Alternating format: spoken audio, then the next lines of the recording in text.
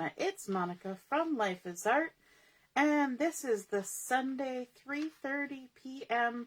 demo at the Baking Memories online crop. Just giving all that information there for those of you who have not been participating in the crop, but may be seeing the live over here on my business page. Yay, Facebook doesn't let us go live in events currently. Hopefully that gets sorted soon. But just giving everybody a second to find us and to jump on and see what's happening. And let me just get my video started on the side so that I can see who's popping on to watch. If you're joining, just say hello so I can see who's here. And if you're watching later on replay, because Facebook has also been not very nice for watching live. Apparently the video's just not behaving. So just say replay. Hey Joanne, good afternoon.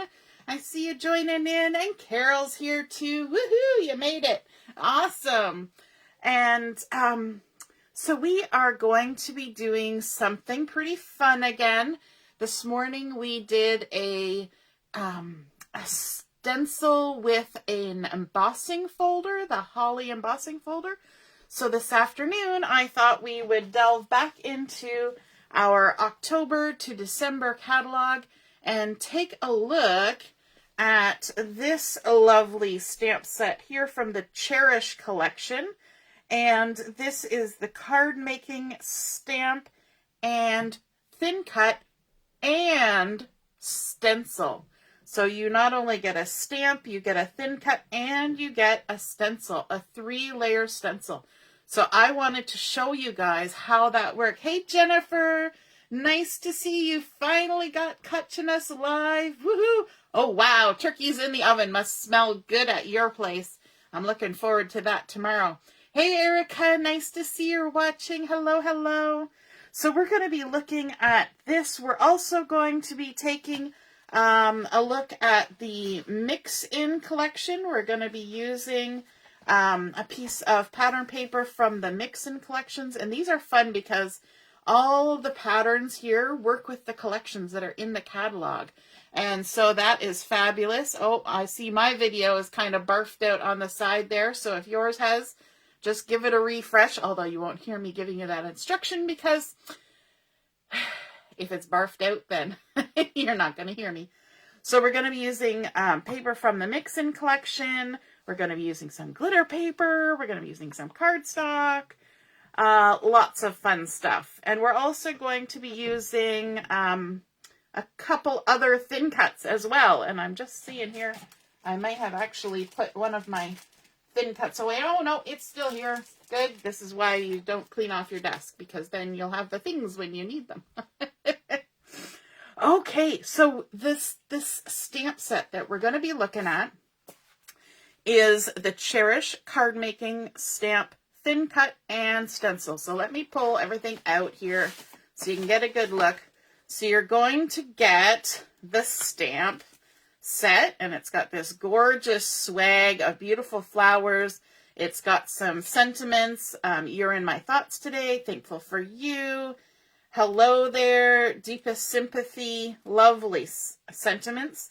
Then you also get the thin cut that cuts out the swag and the 3 layers of stenciling. So you remember how cool that stenciling was this morning? Just wait till you see this. It's going to be fun. So let me just scooch all these things out of the way. We'll bring them in as we need them.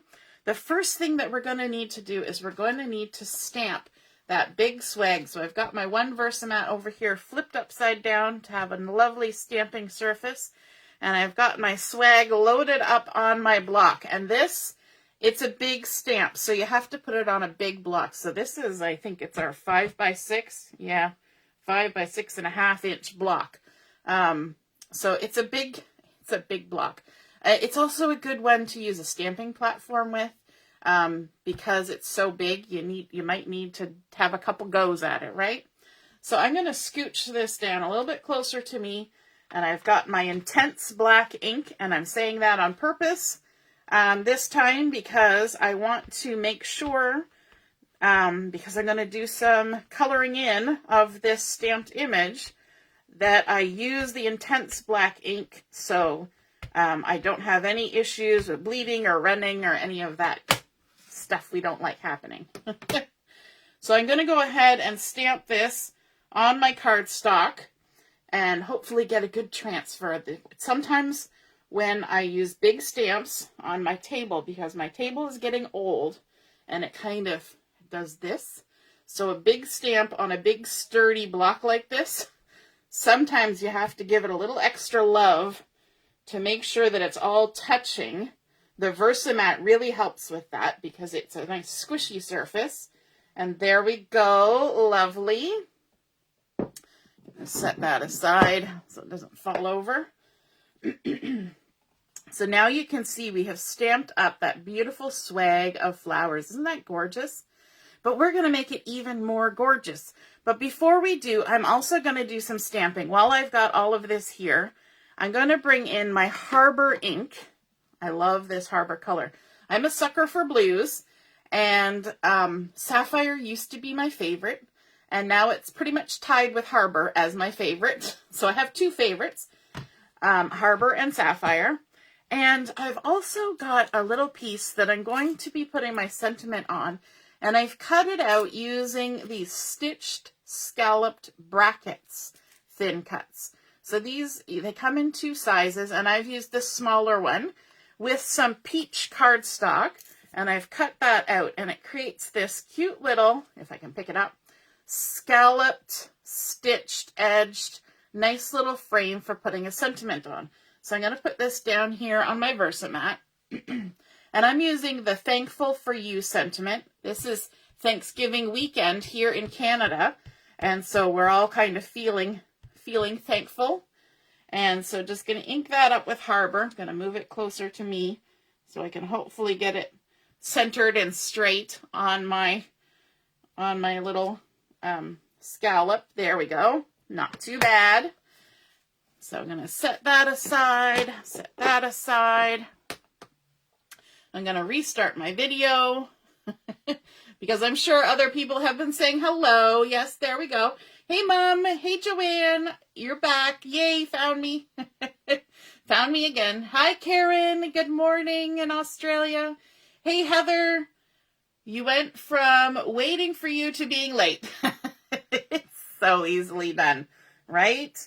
So we've only just started. We've gone ahead and we've stamped our beautiful floral swag, and we have stamped our sentiment onto our little scalloped stitched bracket with Harbour ink.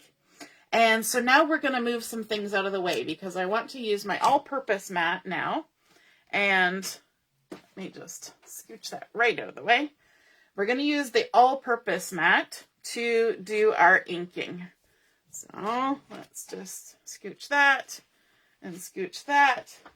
All the scoochings that are happening. So I'm going to be using 3 colors on my flowers, which is nice. I like using 3s. And even though this came with a thin cut, I am not going to be using the thin cut yet because I find it's much easier to do stenciling and coloring and things while it's still stuck on this big piece. So we've got 3 layers here. We've got one that's leaves, one that's flowers, and one that's centers and little berries. So I'm going to start with the centers and little berries. I've also got a little piece of washi tape to help hold my stencil in place because I want to line it up really well. And they do line up really well. You just have to take your time and find the sweet spot. This one I find the easiest thing is to line it up with the little cluster of berries down here at the bottom. But it's also centering on these little centers of the flowers. But if the centers of the flowers are a little off, it doesn't matter so much. But you really want those berries to be lined up nicely. And then I can stick that right to my cardstock. So even if my cardstock moves, the stencil's coming with it.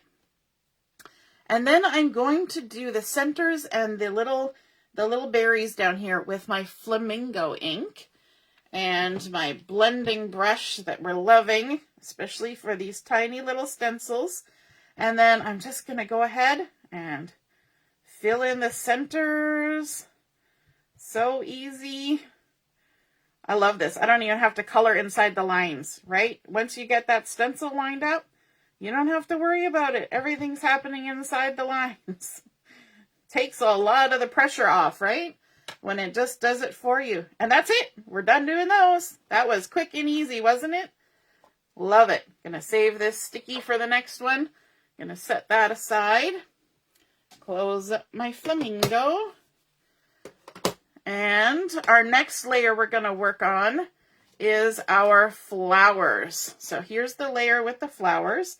And again, we're just going to take a little minute to make sure we line up the stencil right on the lines. And I think that's pretty close. There we go. It's kind of one of those things where it looks like you're just there, bing, and all of a sudden it's perfect. And for my flowers, I'm going to use the Harbour ink. And you may think Harbour is pretty dark, right? But I love how these blending brushes go, and you can get some really nice light colors, even with a dark kind of ink. So I'm just going to hold that down there like that. And I'm going to start with the flower that's farthest away from me. And what I want to do is I want to kind of start at the outside edge of the flower and deposit most of my color on the outside edge. And you can kind of just work your way around the flower. Now, in between these two flowers and these two flowers, there's no divider, right? They flow one into the other. So you just got to pay attention where that's happening and just go ahead and add your ink. And I like how you can kind of get lighter towards the center of the flower and darker at the edge. And then when you get to the join in between, you just kind of run it through like that. And you're going to get some dark ink on the two flowers that are in the middle there, like so. Isn't that gorgeous? Oh, I love the Harbour. And then let's move over to this middle flower. Just adding in some more Harbour. What do we think of it so far? I'm gonna, again, restart. There we go. Oh, Rachel, your screen was frozen. Oh no, try, when that happens, just refresh really quick. And hopefully it will come back. We have been having trouble all throughout the crop with Facebook Lives just not cooperating. So don't feel bad. It's not your computer, it's Facebook. It's just the nature of it this month. Every month it seems to have a new quirk, right? And we're just going to go in between those two flowers again, adding a little bit extra darkness and blending around like that. And then this last little one, move my hand a little bit so you can see, adding some dark around the outside. Just like that. Now, if I had to color these with markers, I probably could. And you certainly can. You don't have to use the stencils. And if I wanted to watercolor paint it, I certainly could. But I think that just doing the ink with the stencils is just so fabulous. It just works so well. I'm going to set that one aside, and we'll have to wash that off later. And then I'm bringing in my last one. And again, this is the leaves, the last little stencil here. Lining it up, making sure we've got all the leaves in the frame. There we go. Just about there. There we go. If you're a perfectionist person, you can spend a lot of time lining this up. But it's pretty easy. They're nicely laser cut, and so they're pretty intricately matched with the stamp. And for my leaves, I'm going to use the pine ink, which is, again, a dark color, which is okay. We can go dark. It's all good. And what I'm going to do this a little bit different. I'm just noticing that I'm not quite, something happened when I added my tape. What did I say about perfectionists? Something happened when I added my tape, and it just shifted ever so slightly. Just ever so slightly. So I'm going to just adjust it a smidge, and I think that's good, right there. There we go. It was just like a little angle off. When the leaves are all spread out like that, you got to kind of look here, look here, look here. Okay, so we're coming in with the pine, and what I want to do is I actually want to start right on the edge of the flower, which always makes me kind of freak out because I'm like, I'm going to put green on my flower, and then I remember it's a stencil. Start here, and then I just want to kind of brush out, just like this, just brushing out. And what that's going to do is it's going to make that first leaf that's touching the flower to be nice and dark, and then it's going to allow the other leaves to have sort of a variation in color, right? So they're a little bit darker at the stem, and then get a little lighter as they go farther away. So let's do the same thing here. We're going to add some nice dark pine color right along the edge of the flower. And then we're just going to kind of swoosh it out like it's an actual brush. Not like it's a nice blending brush, like it's an actual paintbrush. There we go. And then we're going to scooch over to these ones. Maybe I'll do the top ones first. So again, we're going to add lots of color right where they're touching because they're kind of in the shadow of the flowers, right? And then we're going to swoosh, swoosh, swoosh, swoosh. So fun. I'm getting excited. I want to show you the reveal. And then we're going to do the same thing here. Add lots of good color right where it is under the flower, and then swoosh. So pretty. Alrighty, are you ready to see how it's going? All right, here we go, here we go. Lifting it up. There we go. Isn't that cool? Jennifer saying, love the ink color with the blending brush. Yes, it's gorgeous, right? So there we've got, let me lift it up so you can see. I'm trying to get rid of my washi tape. There we go. So look at that. We've got those gorgeous little flamingo berries and centers. We've got the gorgeous Harbour with variegated color, a little bit lighter in the center of the flower. Then we've got the beautiful pine, again with the color that's kind of going from dark to light. Isn't that just so fun that you can create that so easily, right? It would take me a longer time if I was watercolor painting that, that's for sure. And then I'm going to bring in the thin cut that cuts this out now that we've done all of our inking. Yay, Joanne, you found us again. Wonderful. Yep, just keep doing that. Just keep refreshing your screen if it stops. And then scroll down to the live. And so we're just going to line up our thin cut all around like that. And I'm using the same. That washi tape's getting good use today.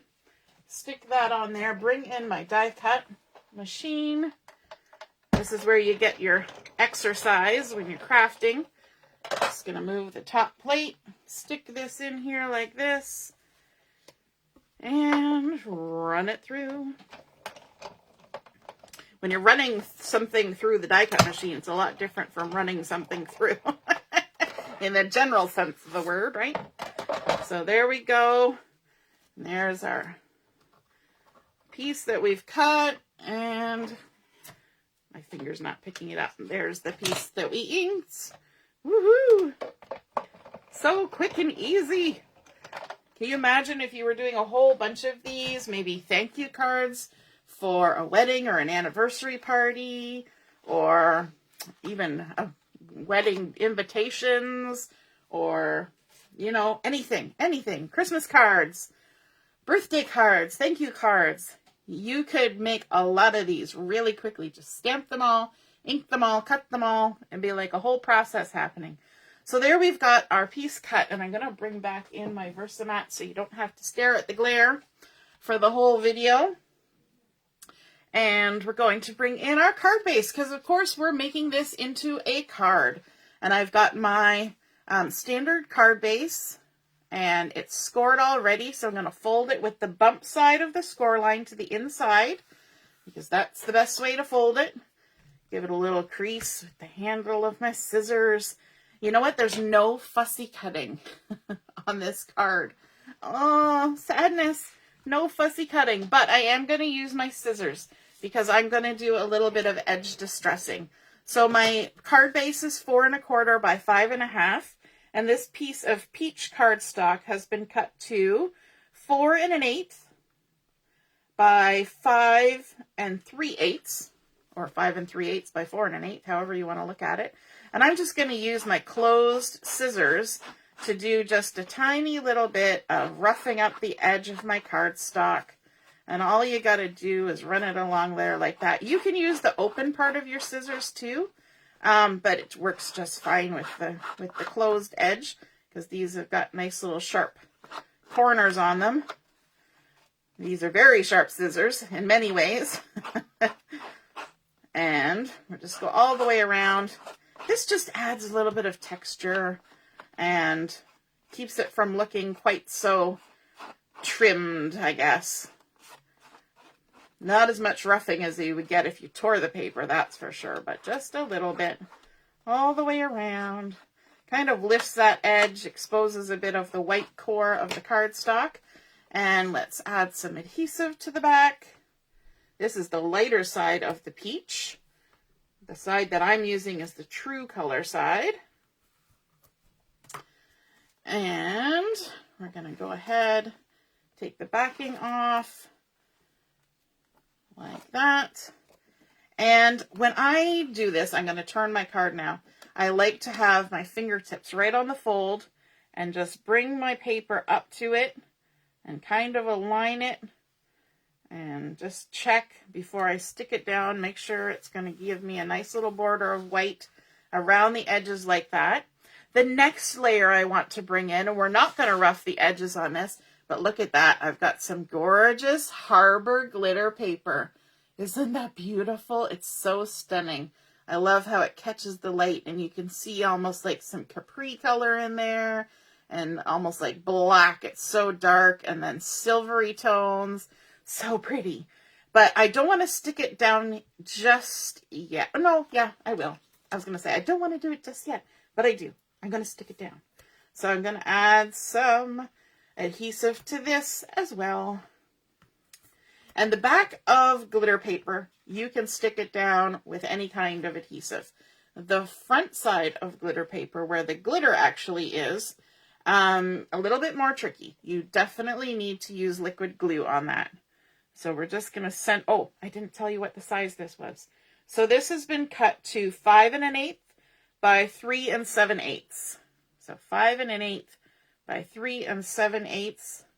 And just lay that down like that, creating some nice layers.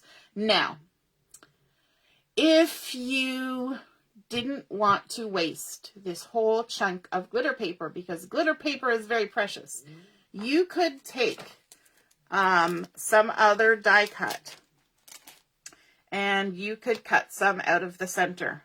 You could probably even cut this out of the center.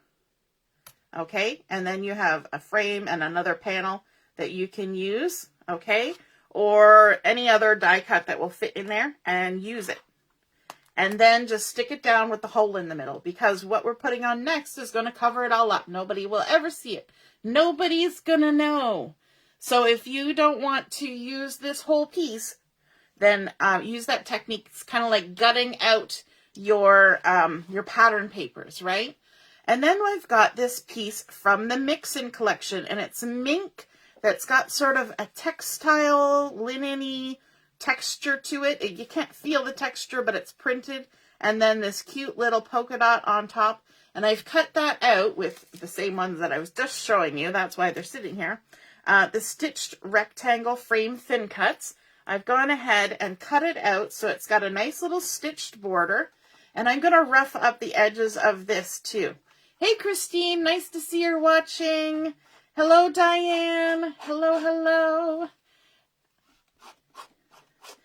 We're just going to take the edge of our scissors and we're going to rough it up so it kind of matches that peach cardstock all the way around. I'm sure I probably missed somebody else saying hello, but my video wasn't picking up the comments. I go back afterwards, though, and see what everybody said. So just going all the way around, right into the corner, and continuing. You have to be a little bit careful when you're roughing up the edge of something that's got this stitching, because it kind of wants to fold on the stitching. It's like putting a perforation on there. It kind of automatically wants to fold. So you have to be a little gentle. It's not as thick as cardstock, right? Because this is just pattern paper. Gorgeous pattern paper from that Mix-in collection. And going all the way down. Now it's called Mix-ins because it mixes with the patterns that are in the catalog, but the patterns themselves can mix with anything, right? You want something that's mint color, but you don't want cardstock? Well, grab this, right? It doesn't have to go with just these. Now I'm going to apply a decent amount of liquid glue to the back of this piece, because when you're attaching something to glitter paper, you must use liquid glue, and you must use a decent amount of it because there's crevices. And if you don't get enough glue inside the crevices, your item will not stick. It just won't. And then it also helps if you put it in the center. And the liquid glue did allow me to scooch that a little bit. There we go. And then you want to kind of go around and make sure as much glue gets in contact with everything as possible. So there we go. And I'm going to put my lid on my glue. And then for my nice little swag that's been so patiently waiting over here, I am going to apply this at a bit of an angle like this. And I'm also going to use some foam tape. Now I'm using the thin foam tape, so I'm not adding a lot of dimension because we've already got 2 layers for our card, right? Back and a front. Then we've got a layer of cardstock, a layer of glitter paper, a layer of pattern paper, another layer of cardstock. So we don't necessarily want to add too much more thickness because, you know, the post office gets a little cranky and charges us more money if we're putting it in the mail. But the thin foam tape lets us have that feeling of dimension without making the post office too cranky and upping our mailing bill. So let's go ahead. We'll take the backing off of that. I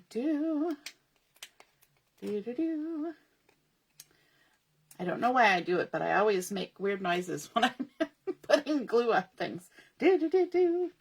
All right, so let's go ahead. We're going to add this at a bit of an angle here. And I like how the edges kind of poke off the side like that.